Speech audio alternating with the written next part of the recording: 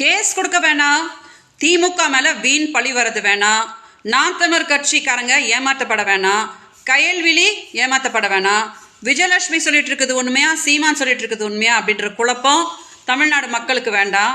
அதனால இன்னைக்கு இந்த வீடியோவில் நேரடியாக ஒரு சவால் நான் சீமானுக்கு வைக்கிறேன். ஓகே, அதாவது போன வருஷம் சீமான் எனக்கு 50,000 ரூபாய் மாதம் மாதம் கொடுத்துருதா சொல்லி திமுக காரங்களுக்கு இது தெரிய வேணாம், என் பொண்டாட்டி கைல்வெளிக்கு இது தெரிய வேணாம், நாம் தமிழர் கட்சிக்காரங்களுக்கும் தெரிய வேணாம், என்னை பற்றி எதுவுமே நீ பேசாத, என் மானத்தை வாங்கிறாத அப்படின்னு சீமான் என்கிட்ட வந்து பம்பினாரு.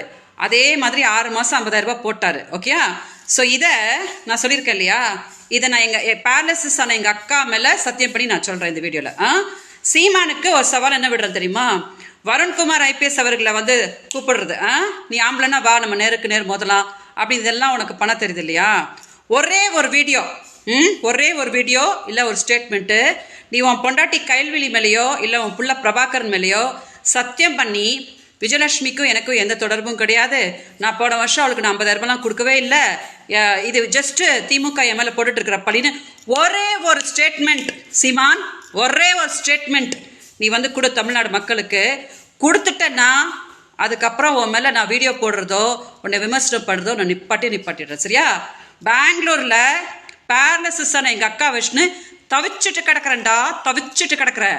போன வருஷம் நான் என்ன தெரியுமா கேட்டேன் உங்ககிட்ட, தமிழ்நாட்டில் என் மக்கள் கூட நீ வாழ விடுறான்னு சொன்னால் நீ வாழ விட்டியாடா, இன்னைக்கு வரைக்கும் இந்த பிரச்சனை நீ என்னன்னு சால்வ் பண்ணியா? இதை பண்ணாமல் பெரிய உத்தம மாதிரி வந்து நாங்கள் தான் பெண்களை காப்பாற்றணும் அப்படின்னு நீ சொன்னால் உன்னை காரி துப்பணும்னு தோணாதா?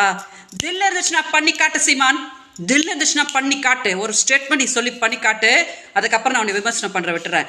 நாம் தமிழ் கட்சிக்கும் சொல்கிறேன், உங்கள் தலைவருக்கு அது பண்ணுற யோகிதை இருக்குதான்னு முதல்ல பாருங்கள், அதுக்கப்புறம் என்னையும் திமுகவையும் கொச்சப்படுத்தலாம், அப்புறம் பார்த்துக்கலாம். மீடியா தயவு செஞ்சு இந்த வீடியோ டெலிகாஸ்ட் பண்ணி சீமானை வந்து ஸ்டேட்மெண்ட் சொல்ல வைங்க. சொல்லலைன்னா அவன் என்ன பெரிய கிரிமினல் அப்படின்னு நீங்களே எல்லாரும் புரிஞ்சுக்கோங்க. வணக்கம்.